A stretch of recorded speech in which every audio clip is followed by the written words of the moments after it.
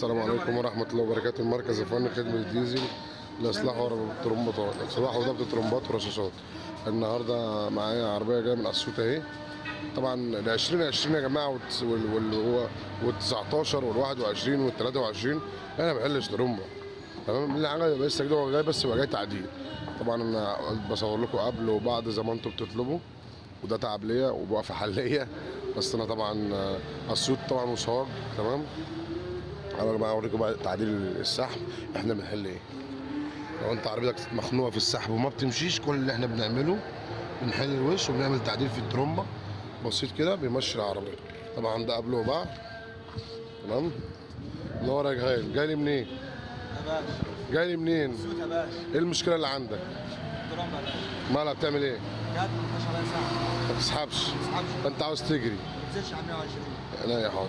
عاوز تمشي كام؟ 140. لا يا حاضر. وهذا يا جماعه ال 2020 اهي بعد ما خلصت. طبعا انت قلتوا قبل وبعد اهي. دايره اهي. صلى على النبي. صوتها عامل ازاي؟ كل حاجه رجعت زي ما كانت اهي.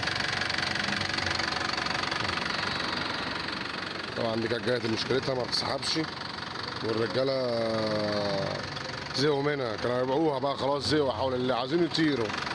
النهارده جولي المركز الفني خدمه الديزل لاصلاح وربط الترمبات والرشاشات.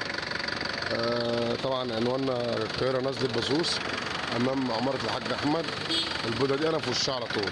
ورا الدائري يا جماعه اهو قدامكم هناك اهو، بيني وبين الدائري مفيش 400 متر. تمام. تعالى بقى ناخد، بطل كده هندسه، امسك يا محمد بسرعه، بطل كده هندسه. امسك كده. دلوقتي طبعا السرعه عليه والله بجد والله تعالى. انت جاي منين مخصوص؟ اسيوط.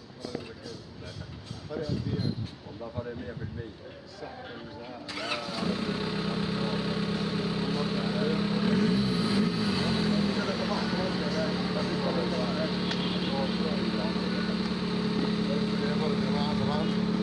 كده الطريق التاني دار دي واحد زي ما انت شايف اهو.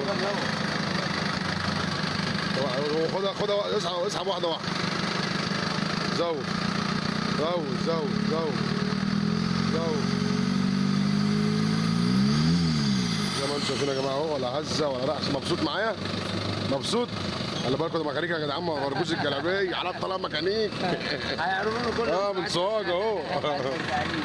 حبيبي هندسه.